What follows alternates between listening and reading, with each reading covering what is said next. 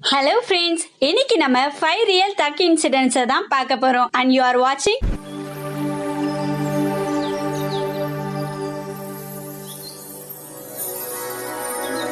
Are you okay செல்லம்? வாங்க வீடியோக்குள்ள போலாம். எல்லாரும் வெற்றி நோக்கி தான் ஓடுறோம். சிலர் கடைசி வரைக்கும் ஓடுறாங்க, சில பேர் முதல் ரவுண்டோட நின்றுறாங்க. இந்த வீடியோக்கான क्वेश्चन என்னன்னா 2021ல ஐபிஎல்ல எந்த டீம் ஜெயிப்பாங்கன்னு நீங்க நினைக்கிறீங்கன்னு கமெண்ட் செக்ஷன்ல சொல்லுங்க. நான் சிஎஸ்கே தான் ஜெயிப்பாங்கன்னு நினைக்கிறேன். ரோஹித் சர்மாவை 2008ல டெக்கான் சார்ஜர்ஸ் டீமுக்கு எடுக்கிறாங்க. அவர் 2008ல இருந்து 2010 வரைக்கும் டெக்கான் சார்ஜர்ஸ்க்கு தான் ஆடுறாரு. 2011ல ஐபிஎல் முன்ன அவரை ரிலீஸ் பண்றாங்க. அப்போ ரோஹித் சர்மா ஐபிஎல் ஆக்ஷனுக்கு வராரு. அந்த ஆக்ஷன் அப்போ நிறைய டீம் ரோஹித் சர்மாவை எடுக்க கூட ட்ரை பண்ண மாட்டாங்க. ஒரு சில டீம் இவரையும் ஒரு ஆப்ஷனா வச்சிருந்தாங்க. ஆர்சிபி டீம் மேனேஜ்மெண்ட் ரோஹித் சர்மாக்கு பதிலா சௌரவ் திவாரி அண்ட் சட்டீஸ்வர் புஜாராவை எடுத்துறாங்க. சென்னை சூப்பர் கிங்ஸும் யோசிக்கிறாங்க ரோஹித் சர்மாவா இல்ல முரளி விஜயான்னு யோசிச்சு லாஸ்ட்ல முரளி விஜயே எடுத்துறாங்க. கொல்கத்தா நைட் ரைடர்ஸ் ரோஹித் சர்மாக்கு அவ்வளவு ஒர்த் இல்லன்னு விட்டுறாங்க. ஆனா ரோஹித் சர்மாவை மும்பை இந்தியன்ஸ் 2 கோடிக்கு வாங்குறாங்க. அப்போ ரிஜெக்ட் பண்ண எல்லாருக்கும் நம்பால் அவரோட ஸ்டைல மும்பை இந்தியன்ஸ்க்கு 5 கப்பை வாங்கி கொடுத்து வேற லெவல்ல ரிப்ளை பண்ணிருக்காரு.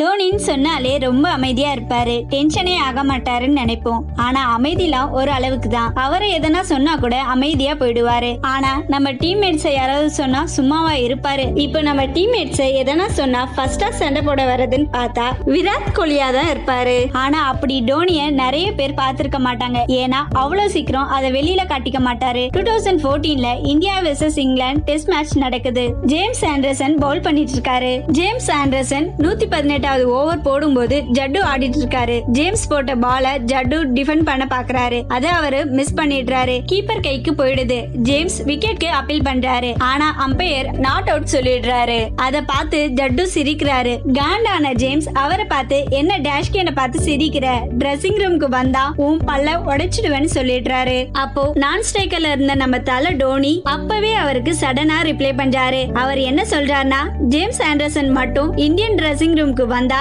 அவரோட மூஞ்சிலே ஜூஸ் அடிப்பேன்னு சொல்லிடுறாரு.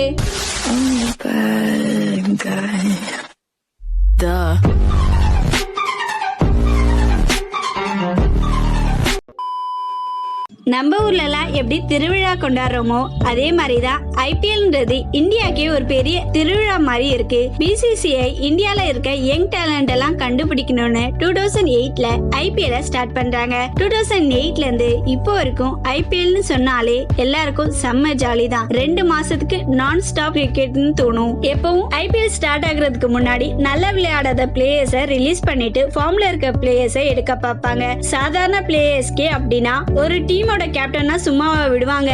எல்லா டீம்லயும் அவங்கவுங்க கேப்டனை அப்பப்போ மாத்திட்டே இருப்பாங்க. மத்த எல்லா டீம்லயும் இது வரைக்கும் 2ல இருந்து 3 கேப்டன் வரைக்கும் சேஞ்ச் ஆயிருப்பாங்க. லாஸ்ட் 2 டைம்ஸா கப் அடிச்ச மும்பை இந்தியன்ஸ்ல கூட சச்சின், ஹர்பஜன், இப்போ லேட்டஸ்டா ரோஹித் அப்படின்னு 3 கேப்டன் மாறிட்டாங்க.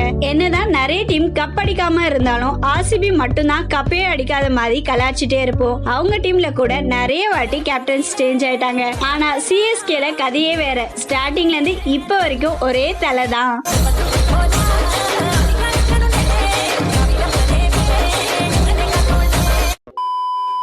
2021க்கான ஐபிஎல் ரீசெண்டா ஸ்டார்ட் ஆச்சு. அதுல 4th மேட்ச் ராஜஸ்தான் ராயல்ஸ்க்கும் பஞ்சாப் கிங்ஸ்க்கும் நடக்குது. ஃபர்ஸ்ட் பேட் பண்ண பஞ்சாப் 20 ஓவர்ல 221 ரன்ஸ் எடுக்கிறாங்க. செகண்டா பேட் பண்ண ராஜஸ்தான் ராயல்ல ஃபர்ஸ்ட் ஓவர்லயே பென் ஸ்டோக் அவுட் ஆயிடுறாரு. 1 டவுன்ல சஞ்சு சாம்சன் இறங்குறாரு. அவர் மட்டும் தான் கடைசி வரைக்கும் ஆடுறாரு. அதுக்கு நடுவுல வந்தவங்க எல்லாம் அடிக்க ட்ரை பண்ணி அப்படியே அவுட் ஆயிட்டு போயிடுறாங்க. லாஸ்ட் ஓவர்ல மட்டும் 13 ரன் அடிக்க வேண்டியிருக்கு. 20வது ஓவர்ல 4th பால்ல 6 அடிக்கிறாரு. 2 பால்க்கு 5 ரன் அடிக்க வேண்டியிருக்கு. அப்போ சஞ்சு சாம்சன் லாங் ஆஃப்ல அடிக்கிறாரு. கிறிஸ் மோரிஸ் முக்காவாசி தூரம் வந்துடுறாரு. ஆனா சாம்சன் அந்த சிங்கிளே வேணான்னு சொல்லிடுறாரு. எல்லாரும் லாஸ்ட் பால்ல 6 or 4 போகும்னு எதிர்பார்க்கறாங்க. ஆனா சஞ்சு சாம்சன் அவுட் ஆயிடுறாரு. அதான் அவுட் ஆயிட்டாருல, அதுல என்ன தக்கு இருக்குன்னு நினைக்கிறீங்களா? நார்மலா T20ல 50 ரன் அடிச்சாலே வேற லெவல்ல செலிப்ரேட் பண்ணுவாங்க. ஆனா சஞ்சு சாம்சன் 100 அடிச்சும் செலிப்ரேட் பண்ணாம மேட்ச் வின் பண்ண உடனே செலிப்ரேட் பண்ணலாம்னு விட்டுறாரு. நேத்து மேட்ச்ல தோத்தது கன்ஃபார்ம்னாலும் T20 வேர்ல்ட் கப்கான பிளேஸை பிடிச்சிட்டாருன்னு தான் சொல்லணும். Eagle Double G. Da da da da da da da da da. இவங்க பேரு மரியா கொல்டோகோவா, ரஷ்யால இருக்காங்க. இவங்கள ரஷ்யாவோட இரும்பு பாட்டின்னு சொல்றாங்க. 1939ல இருந்து 1945 வரைக்கும் செகண்ட் வேர்ல்ட் வார் நடக்குது. அந்த வார்ல இவங்களும் பார்ட்டிசிபேட் பண்றாங்க. நம்மலாம் என்ன நினைப்போம்னா ஏஜ் ஆயிட்டா ஆக்டிவா இருக்க முடியாது, ஞாபக சக்தி கம்மியாயிடும். நிறைய பேருக்கு ரைட்ல இருந்து கீழே பார்த்தாலே தலை சுத்தும். ஆனா இந்த பாட்டி அவங்களோட 93 வயசுல பாராசூட்ல இருந்து கீழே குதிக்கிறாங்க. 95 வயசுல கிளைடர்ல பறக்குறாங்க. அது மட்டும் இல்லாம அவங்க 97 வயசுல கார் ரேஸ்ல பார்ட்டிசிபேட் பண்றாங்க. அவங்களோட சொந்த ஊரான வெரோனஸில் Su-34 ஸ்டிமுலேட்டர்ன்ற விமானத்தை இவங்க ஓட்டுறாங்க. அவங்க அத பால்டிமோர் ராணுவ மையத்துல இருக்க கட்டுப்பாட்டு அறையில இருந்து ஓட்டி அதை ஒரு சாதனையா பண்றாங்க. இந்த சாதனை செய்யும் போது இவங்களுக்கு வயசு 99.